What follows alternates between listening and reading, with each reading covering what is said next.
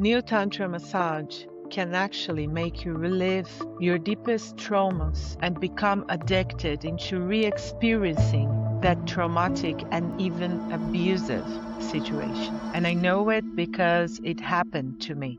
Despite all the good things I felt, and I told you this in the last episode, I ended up re-experiencing the sexual abuse from my childhood. My body was screaming, fighting for survival, and feeling a pain that wasn't physical. And the worst part, the final relaxation was so good, so intense, that I became addicted to that cycle, addicted to more courses, to more massages, chasing for this release without truly healing. It was like my body was trying to tell me something, but I wasn't listening at all. I know this isn't the love story usually listen to when we talk about NeoTantra experiences. But this is the raw, the real truth about the shadow side of NeoTantra and what it taught me about healing, power, and responsibility. Welcome to Brazilian Pleasure Diaries. I'm Paula Aparecida, your somatic sex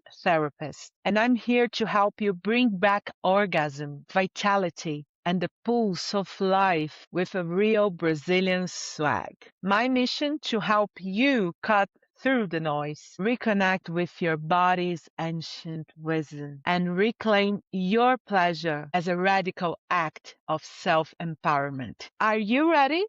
Ready to explore the revolutionary power of pleasure and also its shadows? If you are, please hit that subscribe button. Share this episode with a friend who needs to hear this raw truth and leave a comment telling me your thoughts on the complexities of pleasure and healing. Your engagement makes this movement bigger.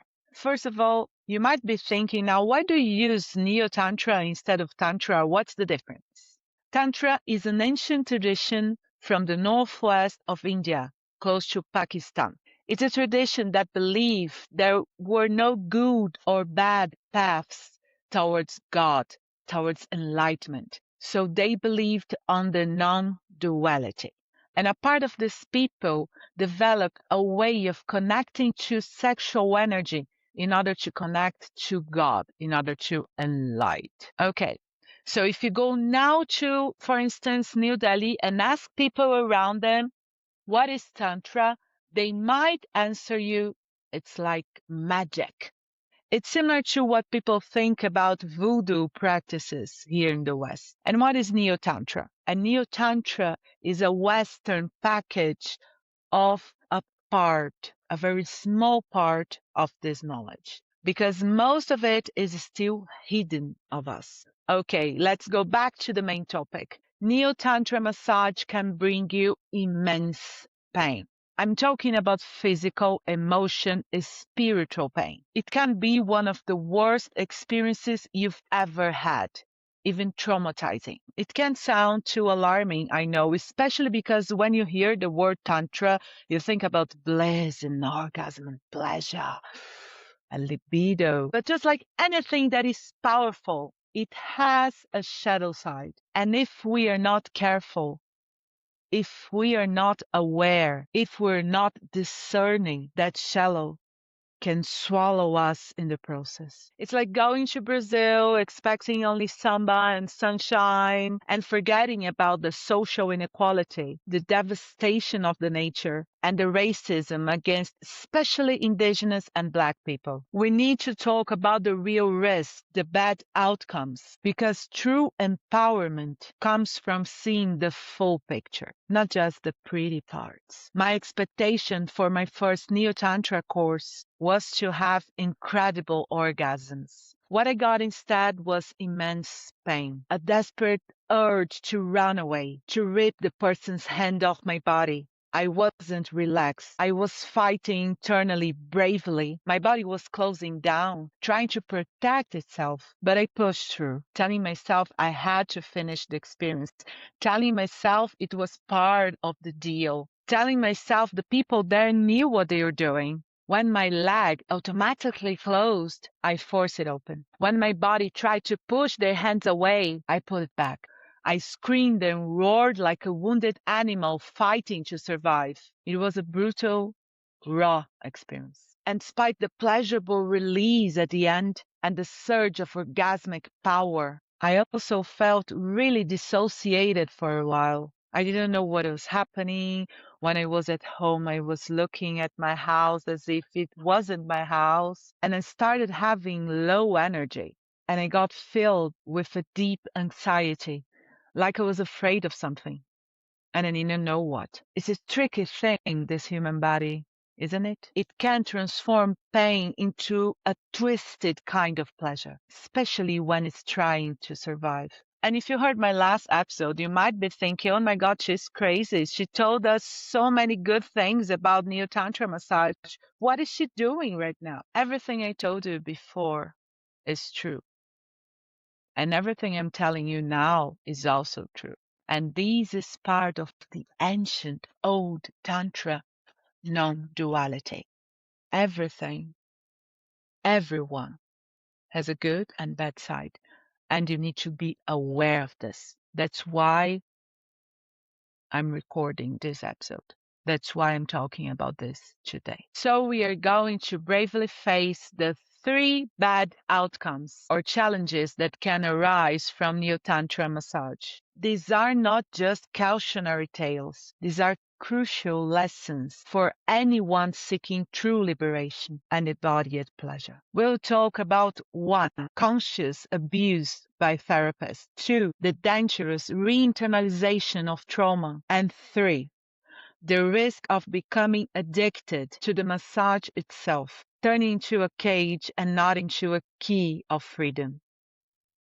Let's do it now. The first one. This is the darkest shadow and it's real. There are many, many reports of therapists exploiting a client's trust and vulnerability, using the sacred space of Neotantra for their own twisted gratification or control. And this can cause a huge damage on the person who is receiving this massage. The body, even when the mind doesn't fully register or remember what happened, stores that memory. And this kind of violation, it's not only a betrayal of trust, but leaves deep energetic wounds.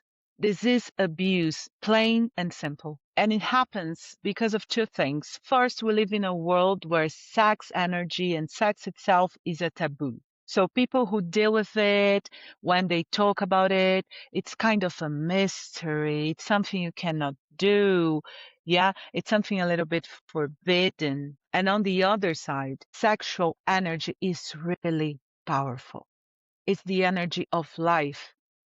Is the energy of magic. So if you mix together taboo and power, it's very easy to be misused, especially by those who lack understanding and ethical grounding. I've heard countless stories, and even I experienced subtle forms of this, where boundaries kind of are blurred, where spiritual guidance became manipulation. Imagine someone coming to you open, vulnerable, seeking healing, trusting on you, and instead they are met with someone that abuses this power. It's like going to a doctor seeking for medicine and being poisoned. The tantric universo tantrico, is not immune to the patriarchal sickness that pervades our society. And I know if it's your first time here, you might listen patriarchy. Oh my God, she's going to talk about men overcoming women. No, no, no, no. First of all, do you know what patriarchy really means? Patriarchy is not actually the system where men dominate women. It's a very small layer of it. Patriarchy is the system where a small amount of people, they profit and they exploit nature. Nature means water, river, mountains, trees, all kinds of animals, including human animals, male and female, men and women. Okay, let's go on. And why is this so important? Because this tantric universe is filled with gurus or practitioners who operate from a place of very low political and social consciousness. They don't even recognize the patriarchal ideology within themselves. And it's everywhere.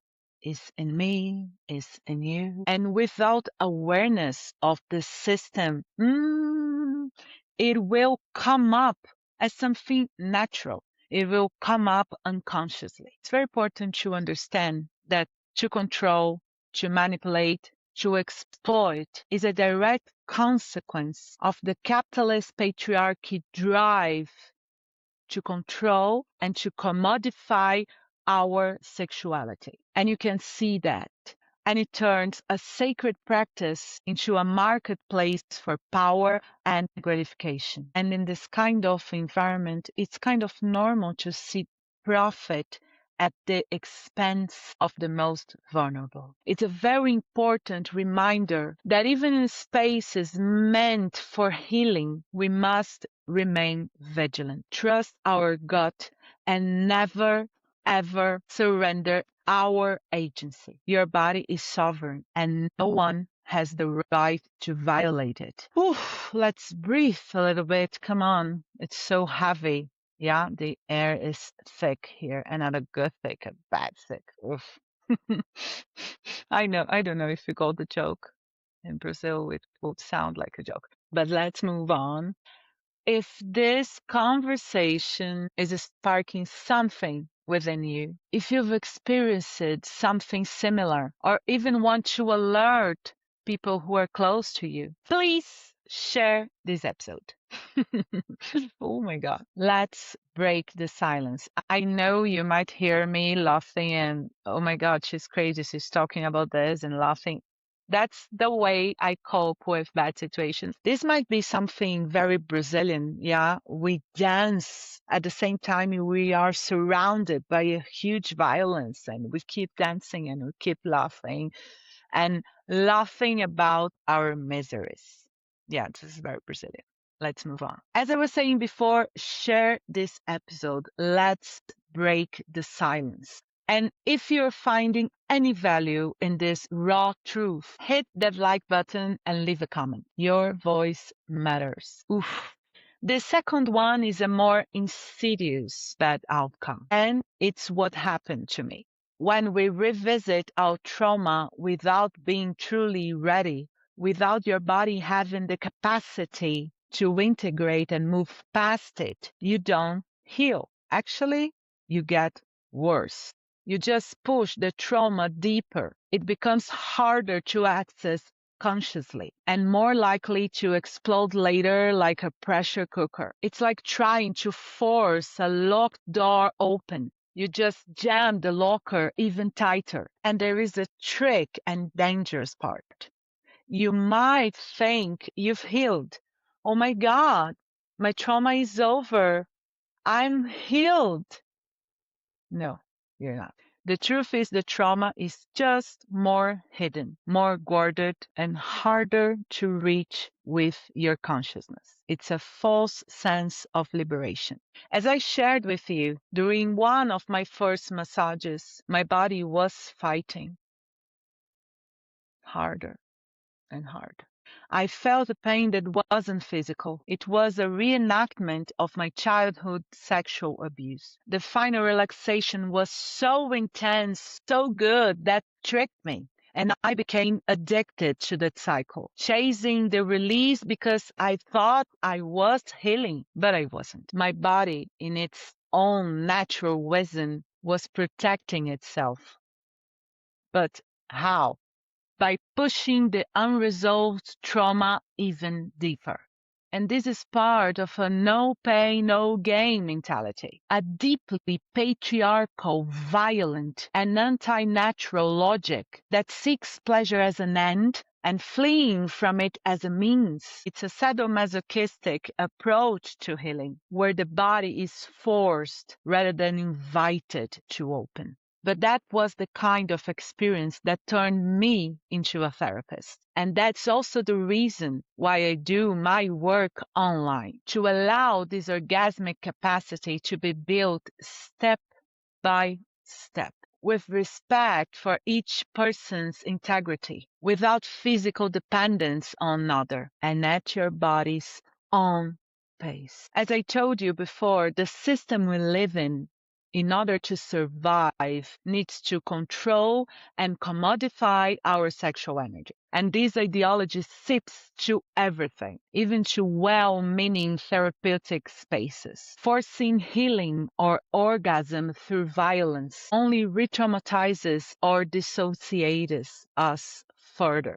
It doesn't matter at all if it's disguised as therapy. The damage was already done. And as I said before, our intelligent bodies, to survive, learn to transform pain into a twisted form of pleasure. Even if it robs us our vital energy, even if it robs us our mental health, if it robs us joy, autonomy, or true orgasmic capacity. This kind of neotantric massage that does not transcend violence as a method only makes bigger the gap between trauma and liberation. Now let's talk about the third bad outcome, becoming addicted to the massage itself. When you think this is the only way of feeling pleasure. Instead of liberating you, it enslaves you to escape the kind of dissociation you have when you have a very transformative experience, to deal with the fear of life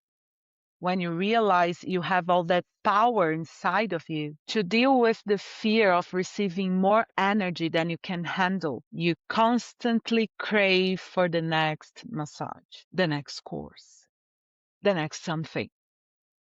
And I've been through it. I know. I think in the first month, I went to 4 different courses, 4 different massage courses in a month.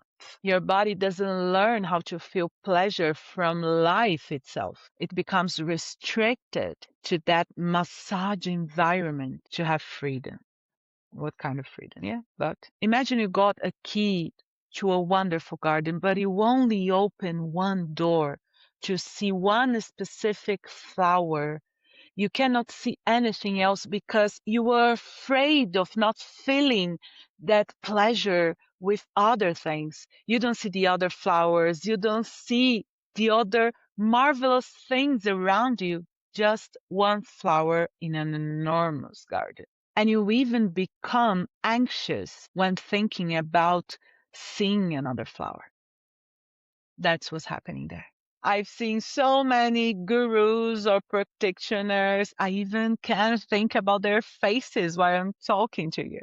A lot of people I've known in this tantric universe were caught in the cycle, in this vicious cycle. And very good people indeed. People who were sure they were in the right way, they were doing right things. And they were used to take a massage like an aspirin, like a Prozac, just to survive. And at the end, they didn't even realize, but they became dependent, unable to access their own vital energy without external intervention. And okay, why does this happen?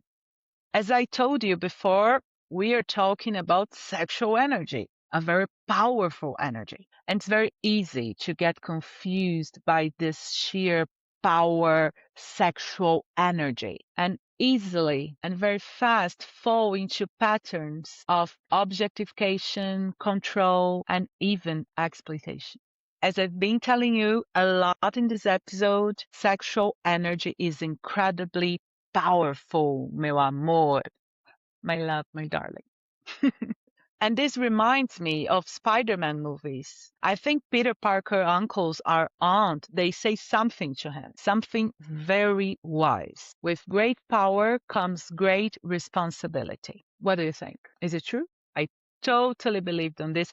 And that's why it took me a long time before I feel confident enough to breathe on this power, to exchange this power, to talk to people about this online even. This NeoTantra, as I told you before, comes from a true Indian tradition, the tantric tradition. And this tradition is a path of a spiritual enlightenment. And imagine someone messing with it irresponsibly. you gotta pay the price. And the price is this constant seeking of external stimulation and inability to find pleasure in everyday life. And what happens after this? Lack of autonomy and lack of agency. It's kind of a tragedy, isn't it? To trade one cage for another. And this addiction is another form of control, another way that the system keeps us from our true power. It's a subtle form of commodification of our deepest desires. True liberation means being able to access your pleasure, your desire, your energy, your ashe from within in any moment, in any place. It means not to be dependent on a guru, on a therapist, or even on a specific technique. It means being your own source of power, your own fonte de prazer. This is the ultimately resistance against a system that wants to sell you happiness, sell you pleasure, sell you everything, and make you forget the most important thing, your own inherent power. Let's breathe together. Oof, a lot of things. I'm feeling kind of heavy because usually I talk about a lot of sensual, a lot of nice and pleasurable things. And now I'm telling you, like, ooh, the bad reality in this pleasure world. But just to sum up, so we bravely confronted the shadow side of NeoTantra massage, the potential for conscious abuse, the insidious re-internalization of trauma, and the risk of becoming enslaved by the very practice meant to set us free. These experiences are painful. Really, I know. I know, especially because some of them happened to me and it wasn't easy to overcome them. But they offer a very important lesson about discernment, about self protection, and about the true meaning of embodied liberation. They remind us that pleasure, when disconnected from consciousness and political awareness, can be co opted and used against us. It's about learning to trust your own body, your own intuition above all else. And it's not easy because we're taught the opposite. But I'm here to help you, not only here in this podcast, but also as a therapist. So let's talk a little bit about pleasure. Just a little bit. There's a rule in this podcast. Every episode, I give you a home pleasure instead of homework. Yeah. Here is our concrete action for the next 1 to 7 days. A simple practice to start building your discernment. Reflect on a time you felt strong physical sensation, and this sensation was connected to an emotion, any kind of emotional charge, pleasure or discomfort. Don't change it, don't escape it, simply observe it, breathe into it, and ask yourself, what is my body trying to tell me? Is this truly mine? Or is a note echo? The simple act of mindful presence is here to help you to learn how to differentiate true sensations and old trauma patterns. The aim here is to help you on building your capacity to integrate rather than dissociate. If this raw and honest conversation resonated with you, and if you're ready to navigate the complexities of pleasure and healing with true integrity, I invite you to connect with me.